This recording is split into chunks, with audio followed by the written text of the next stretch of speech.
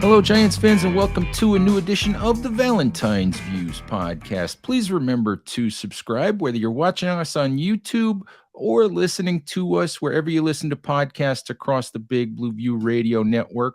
All right, Giants fans, I thought that today, being Monday, 2 days before the Giants start 2023 training camp, I thought we would go through some of the potential storylines for the Giants as they open training camp. And here to help me do that today is Big Blue View's Tony DelGenio. Tony, how you been? How's your summer going? How's everything? My summer's been pretty good so far, Ed, and I'm doing great. It's almost football season, so how could I Th- not be doing well? There you go. Just a couple more days, and we've made it through another off season. So here we go, Giants fans. We'll see if the Giants can repeat their success from 2022. See if they can build on that as Brian Dable and Joe Shane head into their second seasons as primary Giants decision makers. So let's talk about some of the storylines here heading into 2023 training camp. And obviously the biggest storyline, the one everybody's going to talk about for the next month, is Saquon Barkley and his holdout. We know he's not going to be there. And Tony, I'm just going to preface before I ask you to jump in and comment. I'm going to preface. I've talked to Patty Traina. I had Ralph Facciano on the show. I've written it. And to be honest with you, I think the holdout is a bigger deal for fans and a bigger deal for media than it's going to be for players. Players are going to get annoyed by listening to and having to answer Barkley questions for the next month. But I honestly don't think this is a big deal for the Giants as a team and for the players in the locker room. I don't think it's a big deal until or unless he doesn't show up for week one. I think players get the business side of it, and they're not going to care unless Barkley isn't there week one, which obviously hurts their chances of winning games. I'm just curious if you agree with me or how you feel about that. Well, I don't have a feel for the locker room, but I think these holdouts during training camp have become common enough in the NFL that probably it won't be a big deal for the next couple of months. I'll be interested as we go through training camp, hearing about anything that suggests otherwise and getting any hints from Giants players that they're maybe ticked off at the way things went. I mean, I'm guessing that if the players had to take anyone's side, they would take Saquon's side on this, and I'll be interested to see whether anything like that shows up. But I think I kind of agree that it's probably not going to reach an interesting point until you're a week before the beginning of the regular season and you don't know whether he's going to show up for game one or not. Yeah, I was talking to Ralph Facciano the other day, and he and I kind of agreed on that. The players aren't going to care until Saquon starts hurting them. And the only way he hurts them is if he doesn't show up to play in the regular season. So I think that's when the players will care because they want to win games. Yeah, and the flip side of that during training camp, since he won't be there, is what does the Giants offense look like without him? And you can only tell a limited amount of that, I guess, in preseason. But will the Giants look like they can put together a passable running game in his absence? And in that regard, really, I think I mean, we kind of know who Matt Breida is, and we know who Gary Brightwell is. We don't know yet who Eric Gray is, and he's kind of the interesting subplot in all of this, because let's imagine that Saquon does not show up for week one, then the Giants are going to have some kind of running back by committee, and maybe Eric Gray will have a much more prominent role than most of us imagined he would have this year. And what is he going to look like on an NFL field? And how much do we think he can contribute? And so on. So I think that will be an interesting subplot of training camp, is getting a feel for whether Eric Gray is NFL ready, and if he's NFL ready, how much of a workload could he take, splitting, let's say, time with Breida and so on. So that's the one thing that I think will be kind of intriguing regarding the running game.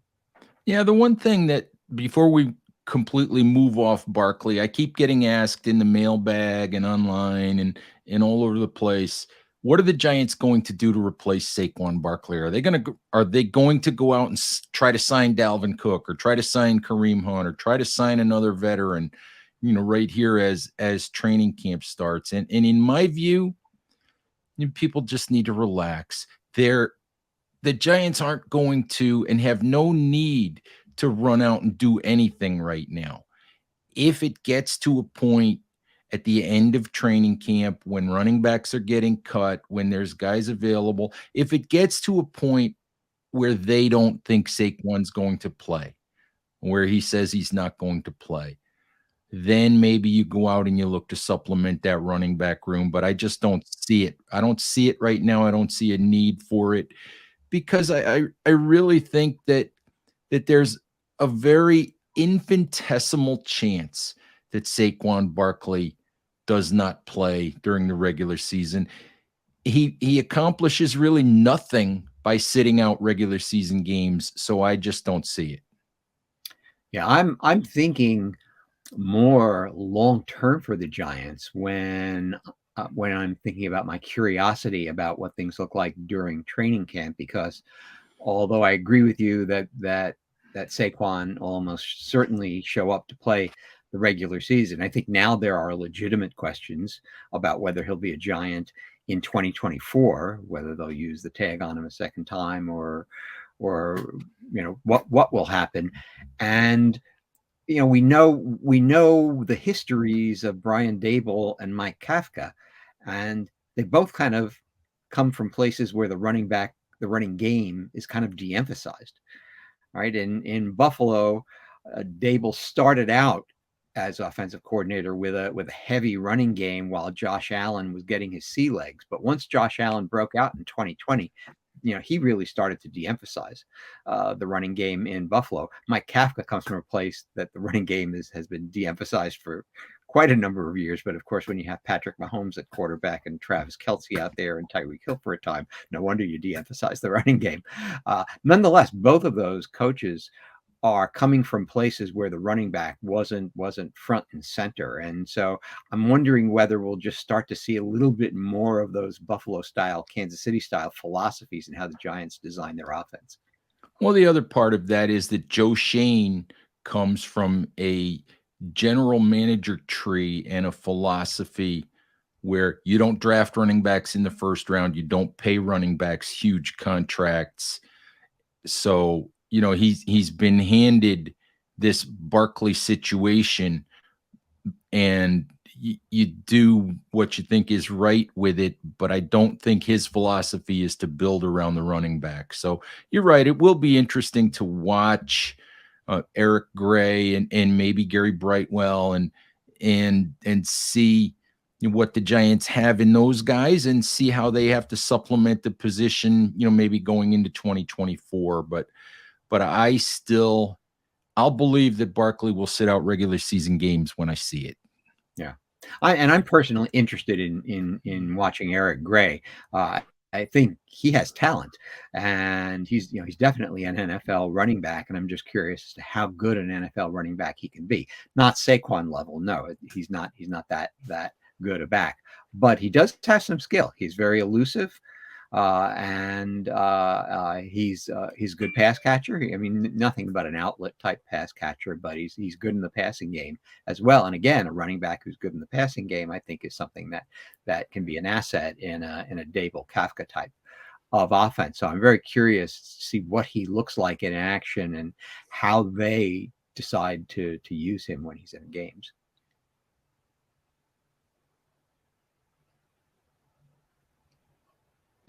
Tony, let's move on to some other potential storylines in training camp. And I think that one of the big ones for Giants fans is the offensive line, specifically as it relates to Evan Neal and it relates to John Michael Schmitz. Obviously, the Giants need Evan Neal to be better than he was a year ago. They need John Michael Schmitz to be able to step in and be at least a competent starting center right away. I think two things. I think that it's unfair to expect Evan Neal to make the Andrew Thomas type leap, basically from pretty much worst left tackle as a rookie to one of the best in the league in his second year. But I do think it's fair to expect Evan Neal to play as a competent, at least league average right tackle, show you that his career arc is moving in the right direction, and that the Giants didn't make a mistake in making him the 7th overall pick. In terms of John Michael Schmitz, I was actually looking at this a little bit earlier. There are a lot of examples of centers in recent years starting as rookies and playing well. So I think the Giants are hoping that that happens. We don't know for sure that it will happen, but recent trends tell us that you can get good play out of rookie starting centers, and I do think that watching those two players in particular is going to be very, very interesting over the next few weeks as training camp and the preseason unfold.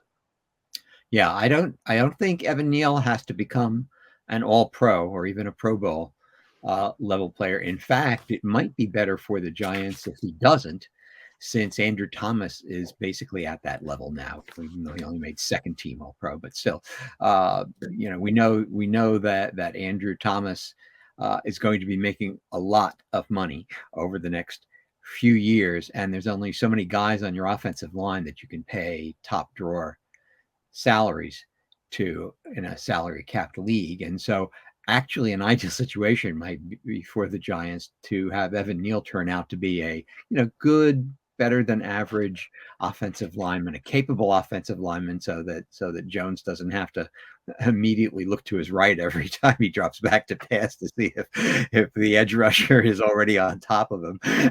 And something that at least makes Jones comfortable enough that he can operate in the pocket. And so if Evan Neal just becomes a good solid right tackle, that would be, I think, just fine for the Giants. And as far as John Michael Schmitz goes, I think you said it right. I think center, while it has its own challenges, it's an easier position to play than the tackle positions, and I think your chances of getting someone there who can perform capably are probably a lot better. And so I think I'll be pretty disappointed if Schmitz doesn't turn out to be at least a capable player there. And yeah, you'd really like to see 3/5 of the Giants' offensive line solidify in this coming season, and hope that the two guard positions can at least be adequate. And we kind of already know kind of who Glowinski is. So I think we know what we're going to get from him.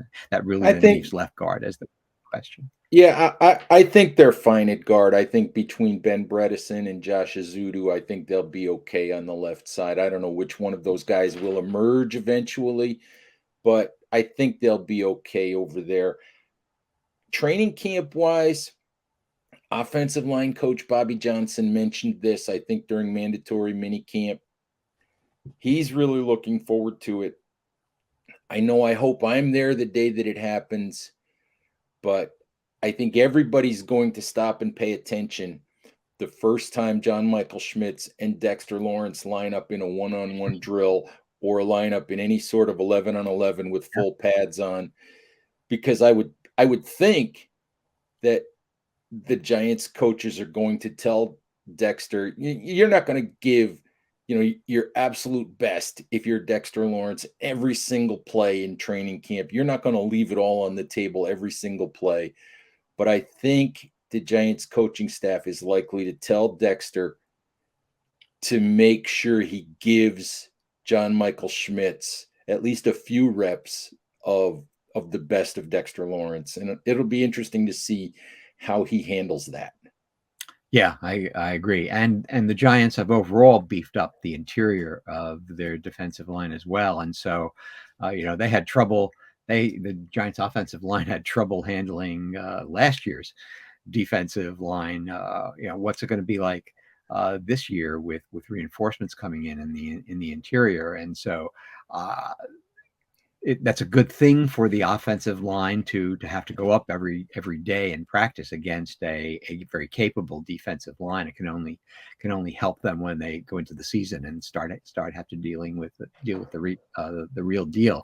But yeah, you sort of hope that this year you won't see the jailbreaks that they saw last year in training camp. Now I don't know whether it's that you can probably only pull the thing once that they pulled last year, where Dable told Wink all the plays that they were going to run, so that Wink could run a defense that would beat the offense, to see how Daniel Jones would handle that. You can probably only play that once, but I'm curious how, in general, the offensive line will hold up against the Giants' defensive line. Since I think the one question mark we don't have this year in training camp is whether the defensive line is in good shape. Absolutely. All right. Another storyline here that I have jotted down in my notebook that I'm interested in is really, and I'm looking at this in general as the defensive backfield, cornerback and safety. And there's a lot of things to look at in terms of storylines there. There's, what does Tay Banks look like? Who really looks like, or who really grabs the slot cornerback role by the throat? How does it look like the Giants are going to handle the safety position next to Xavier McKinney? There's a lot of options there. And to be honest with you, on top of all of that, I think this is a huge season for Xavier McKinney. I was actually just writing something today about McKinney. And the reality of it is, over 3 seasons, I think Xavier McKinney's reputation is bigger than his play. I think in 3 seasons, I think he's had one impactful year. He had a rookie season where he played 6 games. He had the Cabo mess last year, and to be honest with you, he really wasn't a truly impactful player in the first half of the season before that. So I think that if Xavier McKinney wants to be a Giant again in 2024, Xavier McKinney needs to put the pedal to the metal and have a big 2023 season. So I just think, as you look into training camp, there's just a lot of interesting things to look at in the defensive backfield. Well, I couldn't agree more. I just submitted a story this morning, and one of the things that I asked about in that story is, what is the Giants' defensive backfield going to look like in 2024? There is tremendous uncertainty across the board in who's going to be on the team in the defensive backfield, who the starters are going to be, and so on. You certainly hope that Deonte Banks is a cornerstone of that defensive backfield. But as you say, we don't really know whether McKinney's going to be a Giant next year. The one thing I would add to your statement about McKinney, about his reputation, is that I think McKinney's reputation is mostly in his own head and the head of his agent. Because I gather they're looking for a big deal next year. And I gather that McKinney sees himself as one of the best safeties in the NFL. I'm not sure the rest of the league sees it that way. And as you say, his 2022 season, the part that he managed to play, was mediocre at best.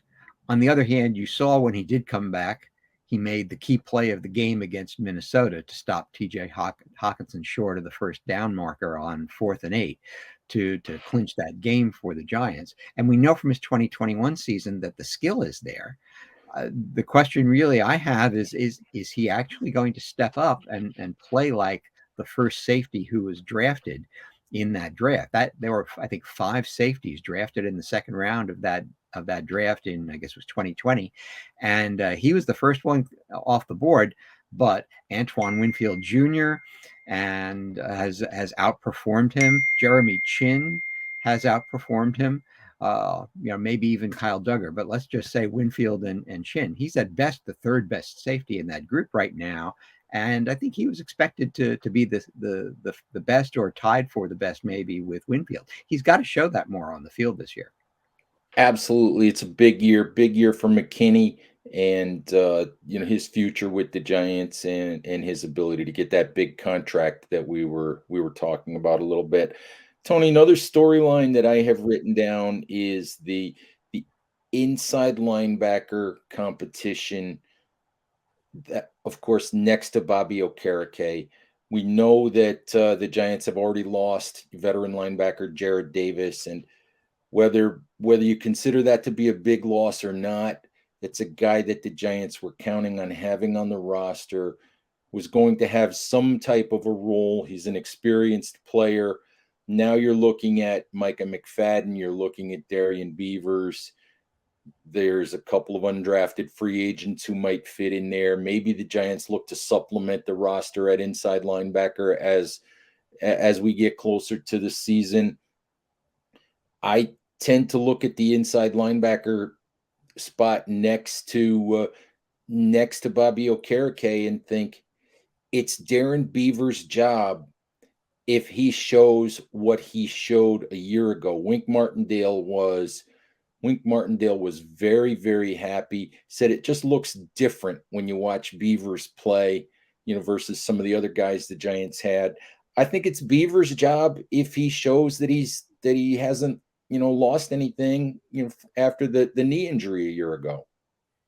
Yeah, well, when I think about the Giants' defense and whether it can be a good defense in 2023, really two questions come up, and these are aside from questions about health. I mean, the Giants have legitimate questions about their depth at the edge defender position, beyond the two starters. But forgetting about depth and the possible effect of injuries, just in terms of what's the starting lineup you're going to put out there week one, let's say, all right, and how good a defense can that be if it holds up during the season? Then to me, the two big questions for the Giants are, who's the slot cornerback going to be actually, who's who's the slot cornerback going to be, and who's linebacker two, linebacker two going to be. And I agree with you that Darian Beavers probably has the inside track on that position. I think a lot of people were kind of surprised last year that Beavers lasted that long in the draft. He had a better reputation than where he was chosen in the 6th round. And I think a lot of people looked at the Giants drafting McFadden first and then waiting a round later and then taking Beavers, and wondered, why did they do it in that order? Why didn't they take Beavers first? I'm not saying Beavers was one of the top linebackers in the draft, but he was seen as a very capable linebacker who probably had an NFL future to him. And so, given the way he performed in training camp last season, and as you say, the nice things that Wink Martindale had to say about him, I'm actually hopeful that he's fully recovered from his ACL and that he can get back to playing the way he was before the injury in training camp. And if he can actually kind of just take over that second linebacker position, then I think that goes a long, long way toward making the Giants an effective defensive team in 2023. You're right. And I think one of the things that Joe Shane said this offseason was that entering this draft cycle, entering this free agency cycle, he was much more comfortable in knowing the kinds of players that Wink Martindale wanted on defense, the kinds of athletes he wanted. He didn't outright admit maybe making some mistakes in judgment in some of the players that he brought in a year ago. What he said was, Wink runs a 3-4. Wink runs a more aggressive defense than what he had been used to scouting for. And that's a change. That changes the type of athletes you're looking for. And he said both he and the scouting staff were much more comfortable, much more in tune with Wink this time around. So maybe that's part of why they drafted a guy like McFadden ahead of a guy like Beavers a year ago, because I look at Micah McFadden and I like Micah McFadden. had a number of conversations with McFadden in the locker room last year. He's a good guy. He and Beavers happen to be really good friends. But I look at McFadden and he doesn't look like the athlete to me, the explosive sort of athletic guy that Wink might really want, on defense in there. So I wonder if maybe Joe is talking about a guy like McFadden when he says maybe we didn't get Wink the right players a year ago. Right. Yeah. That having been said, I gather that Wink had good things to say about McFadden from OTAs and stuff. And so, I was going to say, no coach is ever going to say anything bad about a player during OTAs, Tony. Right. Yeah. But I always have to remind myself that not everyone is a fully developed player as a rookie, and so you have to give them time. I mean, the best case situation for the Giants would be that both Beavers and McFadden look good, and absolutely, and then the Giants have that position solved next to Okereke, and if not, they can always go into Pokemon as a career. Yes, the Blake Martinez Pokemon reference. There you go. That man is making millions and millions of dollars off Pokemon cards, and he doesn't have 320-pound linemen trying to hit him in the head. Yeah, I'll take that. So good for him. Good for him. I wanted to get into a little bit. You mentioned slot cornerback, and I don't know who the slot cornerback is going to be, but right here, a few days before we start training camp, I'm going to put my marker down and I'm going to tell you who it's not going to be. And I'm going to tell you who's not going to be on the 53-man roster. And that's Darnay Holmes. I just don't see it. I think that Darnay Holmes is going to be a victim of Saquon Barkley not getting a long-term contract. What the deal is, I think the Giants, I don't have it in front of me, but I think they have about $3.8 million in salary cap space. They were counting on being able to get a long-term deal with Saquon, which would enable them to not only get Saquon for the next couple of years, but part of that long-term deal would drive his cap hit down for 2023 from the franchise tag $10 million and change to maybe half of that. Well, you're not going to make it through the season with $3 million in change. You're just not. They have to get that money from somewhere. And the Giants have a lot of options in the slot. Bobby McCain, the veteran safety, can play in the slot. McKinney has played in the slot. Nick McLeod can play in the slot. Jason Pinnock can play in the slot.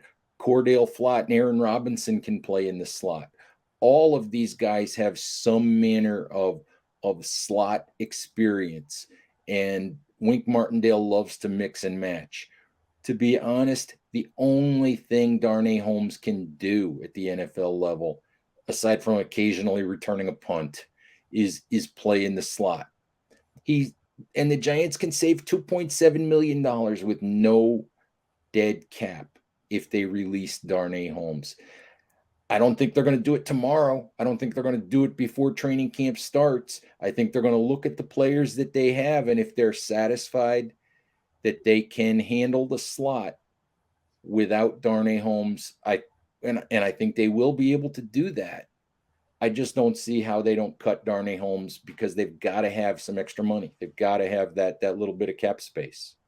Yeah, I agree with that statement from the financial standpoint, and also Darnay Holmes, is pretty decent in zone as a cornerback, but he's not good in man coverage. And we know that Wink wants to play a lot of man coverage. And so in some ways he's ill suited to the type of defense that Martindale plays. And so, I think he's, I like Darnay Holmes, but I don't see him as being someone who can really do the job in the type of defense the Giants want to run. Speaking of Darnay Holmes and training camp and all of that, I think back to, you had talked about pretty much Brian Daboll kind of letting Wink Martindale know what plays were coming and all of that during training camp last year. And I think back to the first few days of training camp last year, and Darnay Holmes picked off Daniel Jones multiple times. And it reminds me now, as I look back on it, that while we see the end result of plays in training camp, we're sitting there on the sideline watching these plays, those of us that are fortunate enough to have credentials to be there, and we see the end result of these plays and we report, oh, Daniel Jones threw an interception, or he threw 2 interceptions, and Darnay Holmes has 4 interceptions in 4 practices. Well, we come to find out that Darnay Holmes was intercepting all of those passes because Wink Martindale was telling him exactly what the plays were that were coming from Daniel Jones, and he was telling Darnay Holmes where the ball was going. So Darnay Holmes knew exactly where the ball was going to be thrown before Daniel Jones threw it. And that's why, because they were making life miserable for Jones, is basically what they were doing. It wasn't that Darnay Holmes had suddenly morphed into an all-pro cornerback. So it just reminds me that you very, very often have to take what you see in training camp and what you read and what you hear about so-and-so's having a great camp and so-and-so's having a lousy camp. You have to take it all with a grain of salt because you don't know what goes into the behind-the-scenes planning of how things play out during a training camp practice. Yeah, and probably, I guess there's more to be learned from just watching training camp evolve, and who as training camp goes on is getting more first team reps, and and who seems to be more buried on the depth chart in terms of play and things like that. And maybe that's a better indicator of what the coaches are really thinking about things.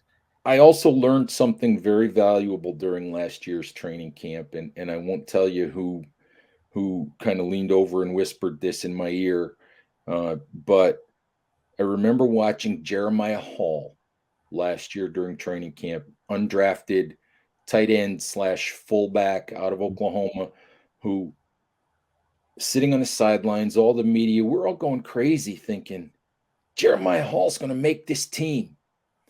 First, looking at him the first couple of weeks of training camp, because he was getting a lot of first team reps. He was getting reps at fullback. He was getting a lot of run, with the tight end group. He was getting a lot of time on the field. And we got talking about that one day, and somebody leaned over to me and said, one of the reasons a lot of these undrafted guys and guys you might think are long shots to make the team, one of the reasons they get a lot of run early in training camp is to rule them out, is for the coaching staff to confirm what they think this player can't do. Yeah. Lo and behold, very shortly after I had that conversation with someone, Jeremiah Hall got cut.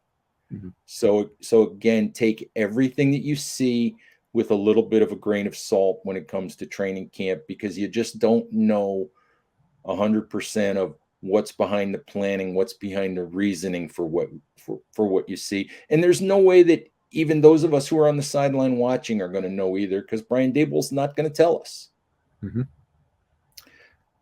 Tony, the last thing I had on my list is the wide receiver depth chart / the development of the passing attack. I think it's going to be very interesting to see how the Giants' passing attack, which we know was very conservative for most of last year, how it evolves with Darren Waller, how it evolves with Isaiah Hodgins there from the beginning, how Paris Campbell fits in, how Jalen Hyatt fits in, what the Giants are able to get out of Sterling Shepard. How soon is Wan'Dale Robinson going to be available to play? There's just a lot of variables.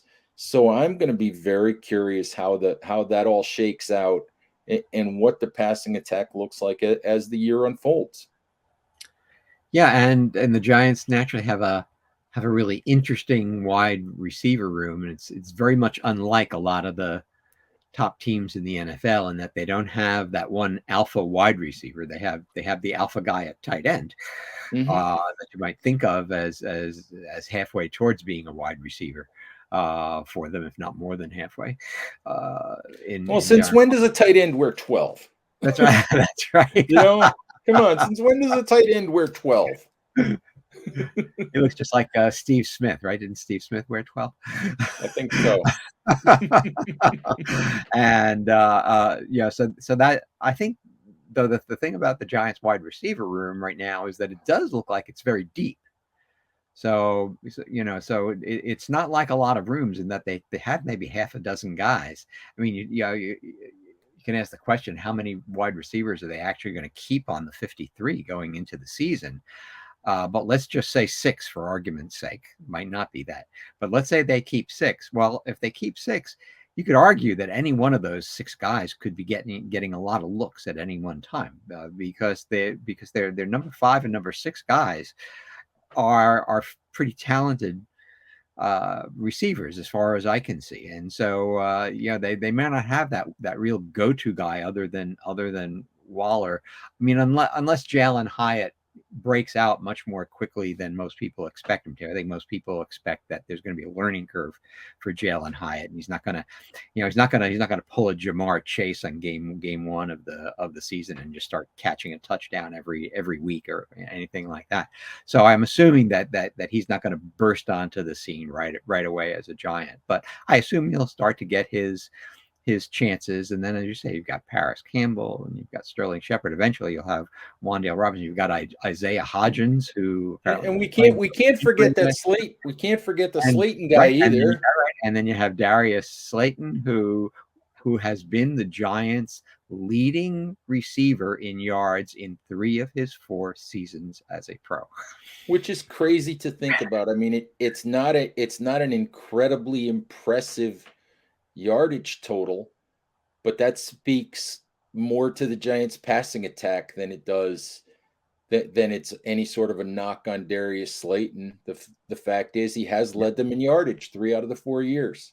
Yeah, and he does good things for him. It's just that with Darius Slayton, you have to take the bad with the good, and you know that Darius Slayton is going to drop some passes. And he's going to drive you crazy when he drops them, like the one he dropped at the end of the Minnesota game that would have wrapped that game up. And you're like, how could he possibly drop that? Yeah, but Darius Slayton also makes a lot of nice catches for the Giants. And he right now is their biggest established deep threat until Darren Waller shows that he can have that kind of chemistry with Daniel Jones, at least, and until Jalen Wyatt develops the way we hope he'll develop. But right now, Darius Slayton is the deep guy, and sometimes he's very good at it. Mm-hmm. Daniel Jones liked throwing deep to him his first couple of years in the NFL. Absolutely. Tony, is there anything in terms of storyline that I haven't mentioned, that you're really interested in over the next few weeks? Well, not anything that I'm interested in as much as the things that we've already discussed, but I do think that there are questions going into the season about the edge defender group, and in particular, is Ellerson Smith going to show up and be healthy and prove that he can play? No. I'm very comfortable. No. I'm very comfortable with Kayvon Thibodeau and Azeez Ojulari as the 2 starting edge rushers. In fact, I think they have the potential to become one of the best pairs of edge rushers in the NFL. But you need that 3rd guy, and I love Jihad Ward, but Jihad Ward only gives you so much. O'Shane Simmons is a guy I've rooted for to succeed, but he's had his chances and hasn't really been able to do it. I wish they'd kept Quincy Roche, but apparently this regime didn't think that Quincy Roche was the type of edge defender that they wanted in this type of defense. And so, that leaves Ellerson Smith, since they didn't draft one, unless the undrafted free agent guy, Habakkuk Baldonado, turns out to be something more than we imagine.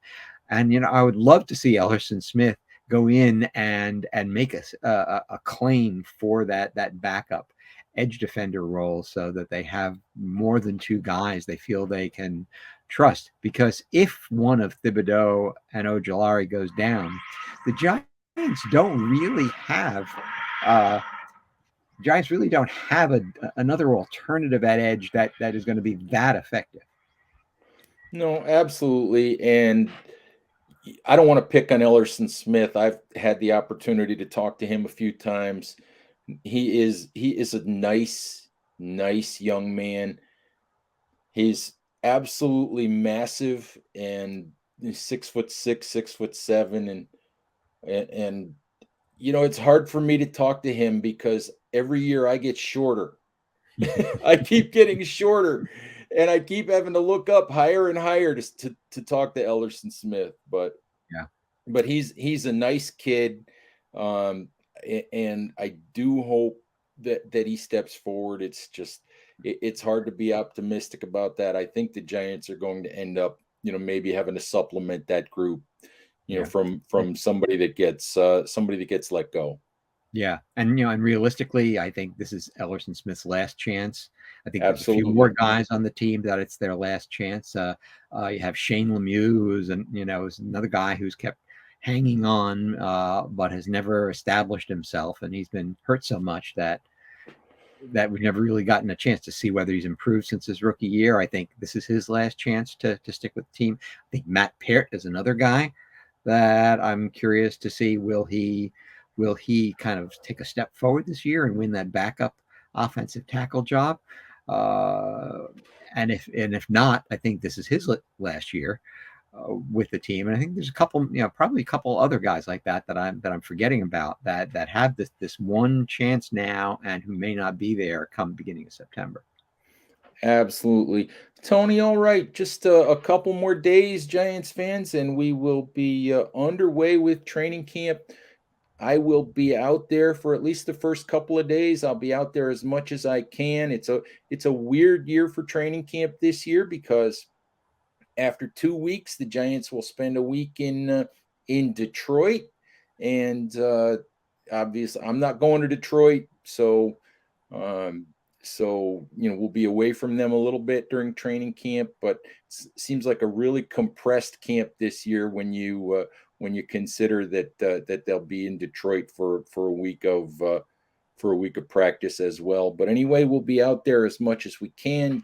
We'll be giving you coverage every single day, news, analysis, updates, features, anything and everything that you need for Giants coverage. We'll be giving it to you. So hopefully you'll continue to follow our coverage. So Tony, thank you for hopping on short notice. I know I kind of hit you with that one at the last minute. My pleasure, But Ed. all right. Hey, we always like getting you on and chatting football with you. This we should rename this segment just two old guys talking Giants. Yeah. All right. Giants fans, thank you as always for listening. Please remember to stay safe out there, take care of each other, and we'll talk to you soon. Bye-bye.